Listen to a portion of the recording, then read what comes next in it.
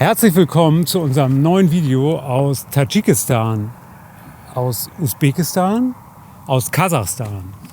Diese Woche sind wir zurück auf der Seidenstraße. Wir haben uns in Magilon im Ferghanatal die Produktion von der Raupe bis zur Weberei angeschaut. Wir kehren nochmal zurück an den Aralsee, diesmal von der kasachischen Seite aus. Und mit Türkistan und Sauran waren wir in 2 großen Städten der ehemaligen Seidenstraße in Südkasachstan. All das gibt's nach dem Intro. Bleibt dran.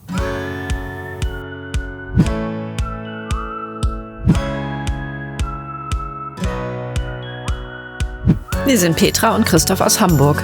Ein Jahr verbringen wir auf kleinstem Raum mit größtmöglicher Freiheit in unserem Pössl-Kastenwagen. Unser Weg führt uns über den Balkan, durch den Kaukasus und die zentralasiatischen Staaten entlang der Seidenstraße. Auf dieser Midlife-Reise füllen wir weiße Flecken auf unserer persönlichen Landkarte. Filling White Spots eben.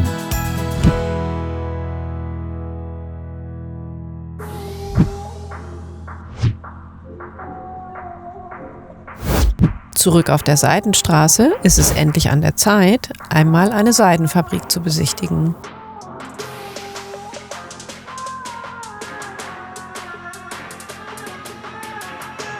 In der Stadt Magellan im Ferghanatal bekommen wir eine sehr interessante Führung.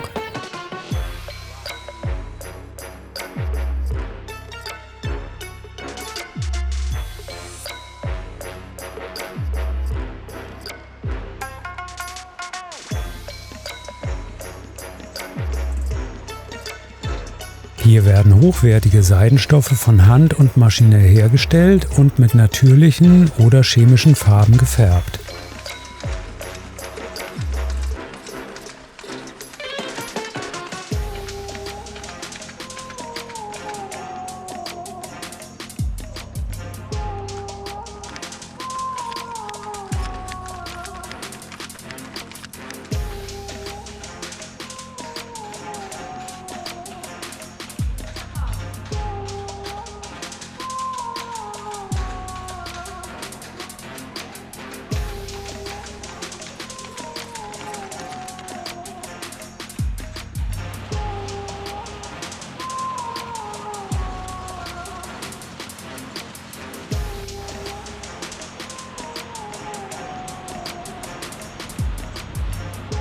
Nach der Wende kaufte das Unternehmen Maschinen aus ostdeutschen Beständen, die bis heute rund um die Uhr klaglos im Dreischichtsystem ihren Dienst tun.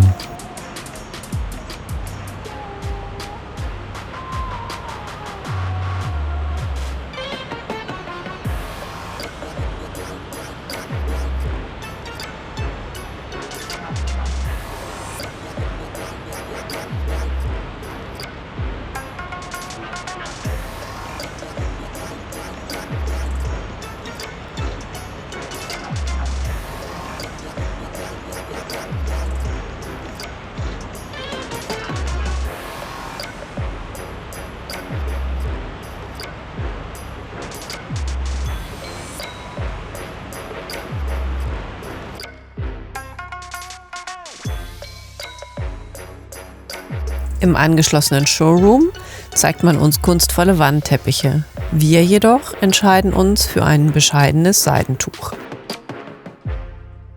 Die Said Ahmad Jocha-Medrese entstand Ende des 19. Jahrhunderts. Heute ist sie ein nationales Handwerkszentrum. Die Kammern der ehemaligen Koranschüler nutzen heute die Kunsthandwerker als Atelier.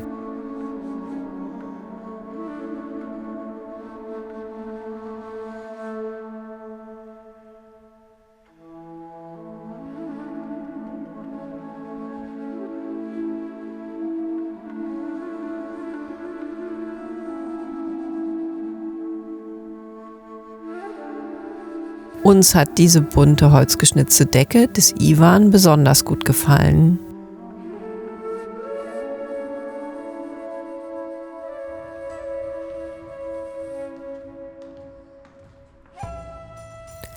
Der Khudayar Khan Palast in Kokand beeindruckt bereits mit seiner aufwendig gestalteten Fassade aus Mosaiken.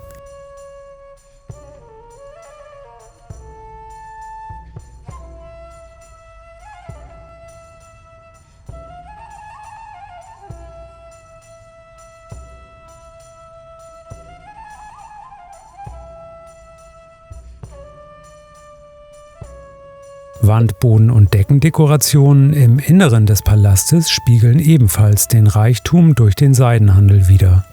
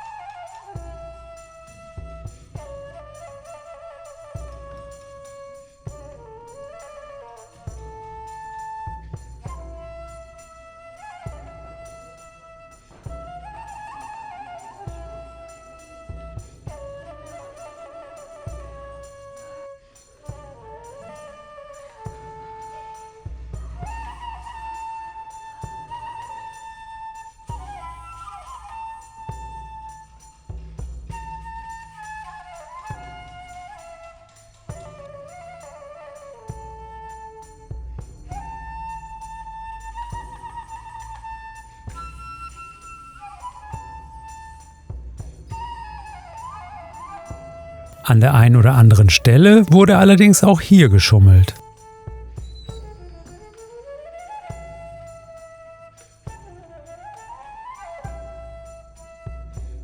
Als gerade ausgebildete Seidenexperten erkennen wir natürlich auf den ersten Blick die hochwertigen Stoffe, Farben und Muster der königlichen Garderobe.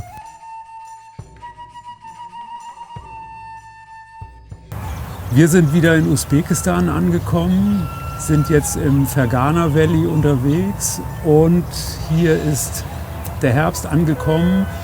Trotzdem ist es noch relativ mild, aber ja, wir erleben hier schöne Herbstfarben. Im Moment nieselt es ein bisschen. Wir sind wieder sehr happy hier. Die Menschen sind interessiert an uns, klopfen an den Van. Eben hat uns eine Schulklasse um ein Foto gebeten und ja, das macht einfach Spaß. Das Fergana Valley ist ja die Gemüse- und Kornkammer des Landes. Deswegen gibt es ja auf dem Bazar auch Obst und Gemüse in Hülle und Fülle. Ist ja auch gerade Erntezeit. Gleichzeitig ist der Landstrich hier ein bisschen umstritten, weil er viel Wasser aus dem Aralsee braucht.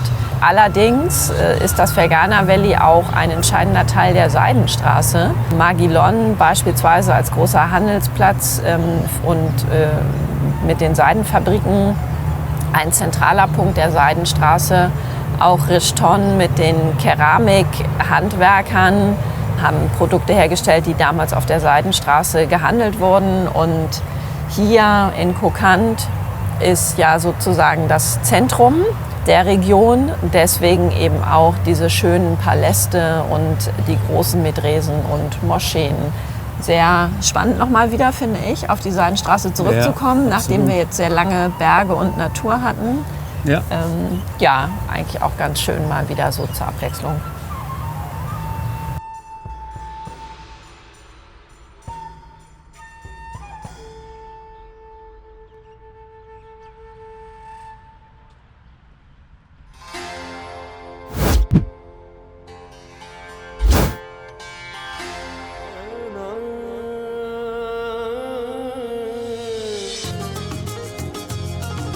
Auch in der Juma-Moschee laufen wir Gefahr, Genickstarre zu bekommen.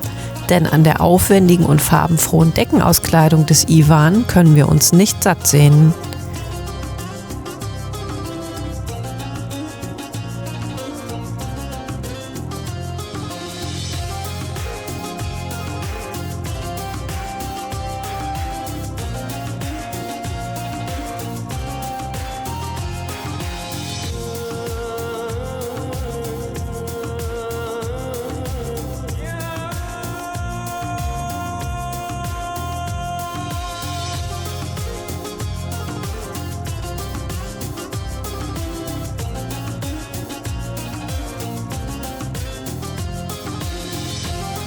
Der Iwan thront auf 98 handgeschnitzten Säulen aus indischem Redwood.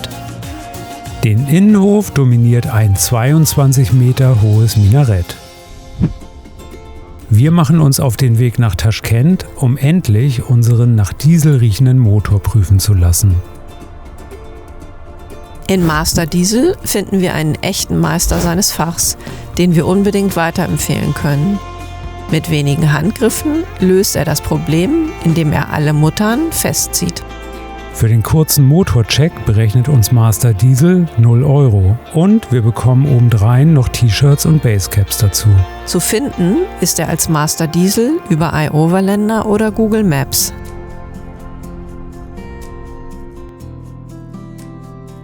Nach einem mühelosen Grenzübertritt nach Kasachstan besuchen wir die ehemalige Siedlung und Oasenstadt Otrar an der alten Seidenstraße.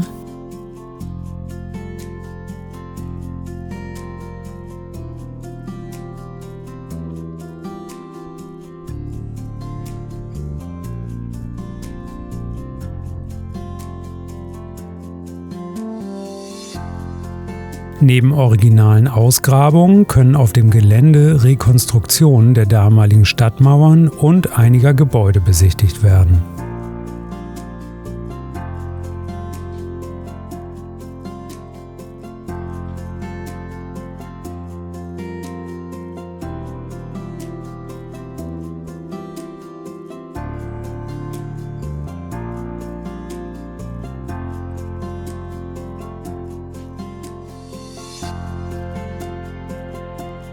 Im Jahr 1218 wurde Otrar von den Mongolen und ihrem Anführer Chinggis Khan überfallen und zerstört.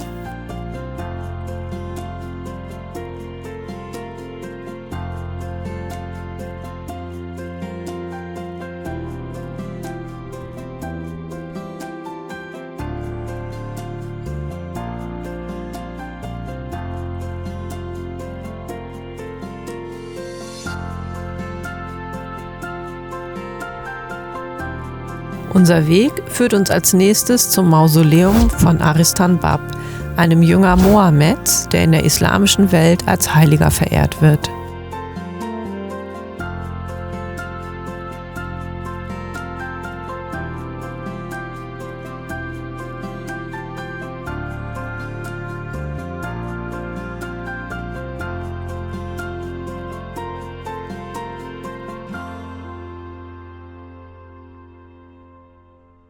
Wir übernachten an einer Raststätte mit Wasserquelle und Verpflegung. Am nächsten Morgen freuen wir uns, in der Steppe Kasachstans mal wieder Kamele zu Gesicht zu bekommen. Unser Ziel ist Türkistan und das Mausoleum von Hodja Ahmad Yasavi.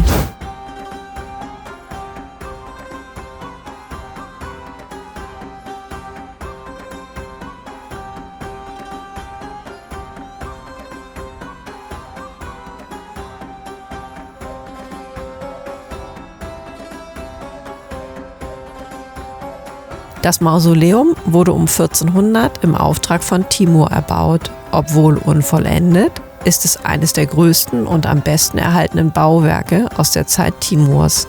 Seit 2003 gehört das Mausoleum zum UNESCO-Welterbe.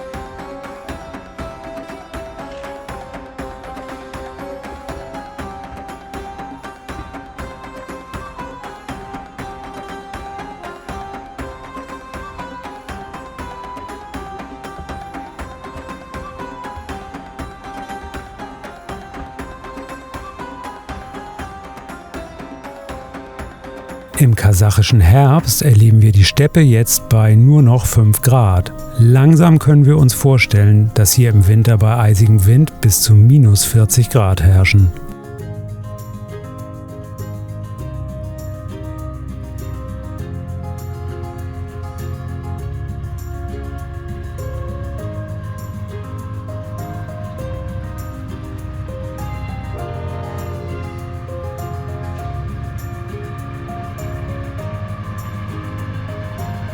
Unser nächster Halt ist die antike Stadt Sauran an der Seidenstraße im südlichen Kasachstan.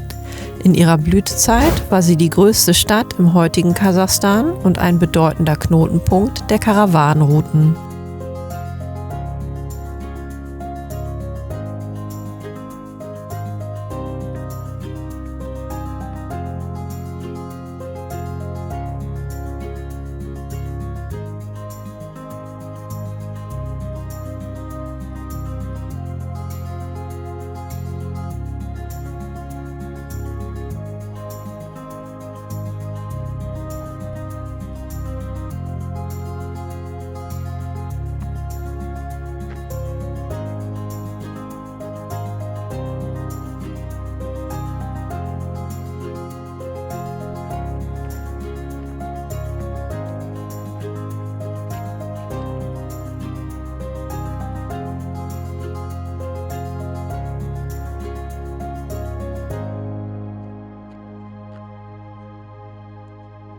Wir sind jetzt wieder auf dem Weg nach Aktobe, hatten hier eben gerade eine sehr besondere Begegnung mit der örtlichen Polizei mit absurder Strafandrohung und ja, müssen das irgendwie erstmal verdauen. Ja, wir mussten an dem Polizeicheckpoint vorbei und dort gab es eine Haltelinie mit einem Stoppschild. Wir sind da mit 2 anderen Autos rangerollt. Allerdings sind wir nicht komplett zum Stehen gekommen. Das hat dann vor Ort eigentlich auch noch niemand moniert. Wir sind dann weitergefahren und auf einmal hatten wir einen Polizeiwagen mit Blaulicht hinter uns. Ja, Petra saß am Steuer und trotzdem musste ich dann mit ins Polizeiauto. Und der Polizeibeamte war ziemlich ungehalten und hat seine Fassungslosigkeit zum Ausdruck gebracht. Ich fand das schon irgendwie ein bisschen merkwürdig und ein bisschen überzogen und ist dann mit uns letztlich zurückgefahren zu diesem Checkpoint. Dann kam eben noch sein Vorgesetzter mit auf die Straße und die beiden haben da eine riesen Show abgezogen und haben uns dann irgendwann zu verstehen gegeben, dass auf diese Straftat 15 Tage Gefängnis irgendwie und $300 Strafe irgendwie stehen. Und wir waren uns relativ schnell einig, dass wir eigentlich überhaupt keine Strafe akzeptieren, haben dann auch irgendwie abgewunken. Daraufhin hat er dann das Strafmaß nochmal reduziert. Auf $200. Aber auch die waren wir nicht bereit zu zahlen. Und am Ende haben wir uns dann einfach mal auf den Kannstein gesetzt und abgewartet. Und dann wurden wir etwas ungehalten und unwirsch aufgefordert, das Feld zu räumen. Dem sind wir extrem gerne nachgekommen, sind dann in unser Auto geklettert und von dann gefahren. Ja, Petra hatte vorher in der iOverlander-App schon gelesen, dass ja wohl besonders auf dieser Strecke das gerne mal versucht wird, den Leuten ja, so ein bisschen das Geld aus der Tasche zu ziehen mit Androhung von Strafen. Und ja, wir, wie gesagt, haben einfach beschlossen, das auszusitzen und wir wollten es aber trotzdem unbedingt mit euch teilen. Unsere Nacht verbringen wir in Kizilorda am See.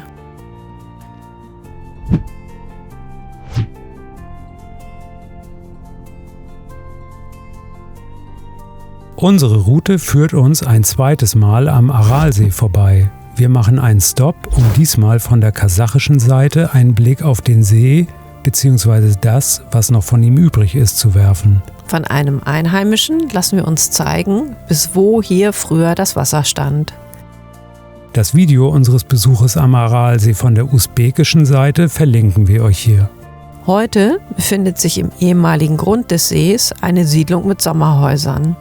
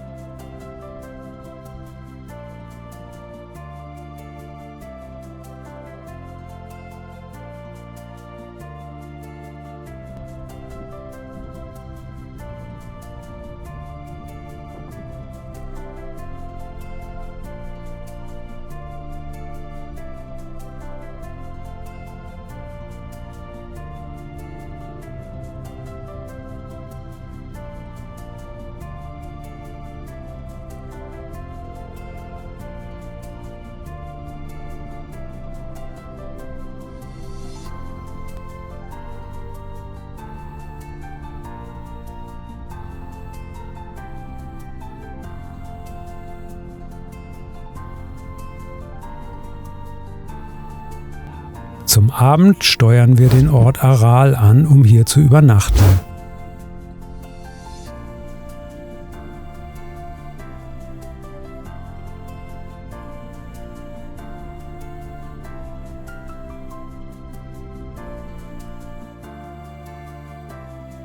Am nächsten Tag besuchen wir das ehemalige Hafengelände in Aral.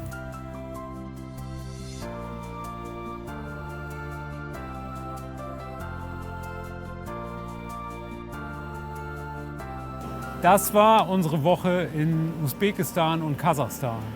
Wir hoffen, es hat euch gefallen. Wenn ja, lasst gerne ein Like da oder abonniert den Kanal. Bis nächsten Sonntag. Ciao. Tschüss.